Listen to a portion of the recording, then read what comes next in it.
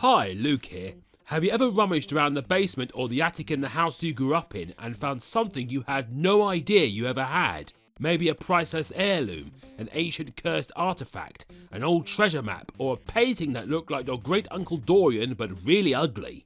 But what if you found a games console that you or your family members never knew or remembered you owned? Recently, my dad has been sorting out the loft in our family home and has uncovered a Sega Mega Drive with a copy of Sonic the Hedgehog.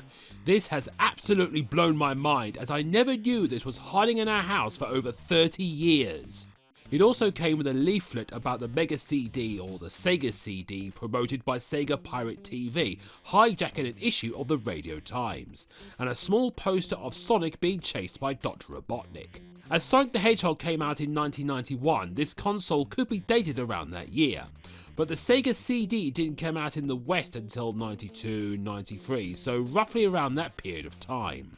It was also in surprisingly good condition. The console still has its packaging, so it might not have been used that much, and so far no other games have been found. As soon as I saw this console, 1,000 questions began racing in my mind. Who was this bought for? When and why was it put in the loft? Why didn't my parents tell me we had a Mega Drive, and why I never got it?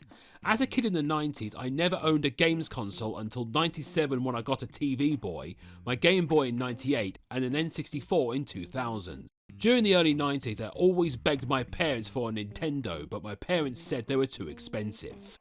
Turns out it belonged to my older brother. He got it after he passed his GCSEs and then took it to college. He didn't buy any other games. Surprised he didn't pass it on to me when he left home. But imagine if he did give me this Mega Drive in the 90s or in the 2000s. My life might have been completely different. As I didn't game much as a kid, I usually liked to ask for expensive Lego sets for birthdays and Christmases. I might not get as many of those sets and probably ask for Mega Drive games instead. When going to Toys R Us with my mum, I probably would have gone to the video games section to see what Mega Drive games they might have. Instead of a Pirate's Hideout Lego set for my 10th birthday, it might have been a copy of Sonic and Knuckles. Even though I grew up as a Nintendo fan and was on Team Mario during the 90s console war, I might have been a Sonic fan much earlier or might even be a Sega fan. Thing is, I was kinda anti-Sega as a kid. I pretty much saw Sonic as the enemy, but I wouldn't have minded having a Mega Drive. My earliest memory of playing the console was at my local co-op where it had a demo kiosk and played a bit of Altered Beast.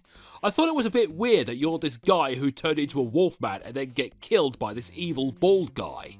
Also, Sonic 1 might have ended up as my first Sonic game. My first experience with Sonic was in '99 with Sonic CD and Sonic 3D for the PC. I didn't play the original trilogy until 2003 with Sonic Mega Collection for the GameCube. I probably would have gotten 2, 3 and Knuckles and not have gotten the collection. Originally I was going to get Sonic Adventure 2 Battle, so I might have gotten that instead. Also, I wouldn't have been exposed to Archie Sonic as I only knew about Fleetway Sonic the comic. Speaking of which, I have owned a few issues, but I might have started reading them on a regular basis, although they were more expensive than a weekly issue of the Beano. I might have even learned about Sega World in London and pestered my dad to take me there. I might have even picked up issues of video game magazines learning about new Mega Drive games, or from Patrick Moore when he was on Games Master. My friends at school might have been Mega Drive fans and we would have spoken more passionately about them. Even birthday parties and having friends round might have been different, where we would take turns in the 2-player racing on Sonic 2 or fighting over the mounts in Golden Axe. Also, these drawings here are some of my earliest sketches of Sonic between 98 to 2000. I might have started drawing Sonic much earlier and might even make my own comic stories.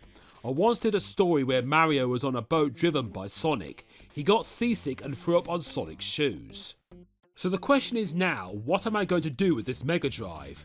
Well, not sure at the moment.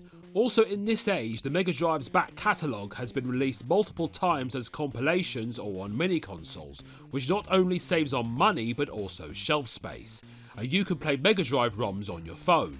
Due to its condition, I might ask to see if I can get it valued at a retro gaming store, as I might get a good price for it. Might even sell it online or at an auction. So it's amazing what you might find hidden away in your house. Did you ever find anything in your parents' attic or basement you never knew you had? As always, cheerio, and check me out on Twitter and Blue Sky, and feel free to subscribe as well. I'm also part of a live podcast group on Roger Vanderway's channel called Dissected Alive, where we talk about all things Sonic.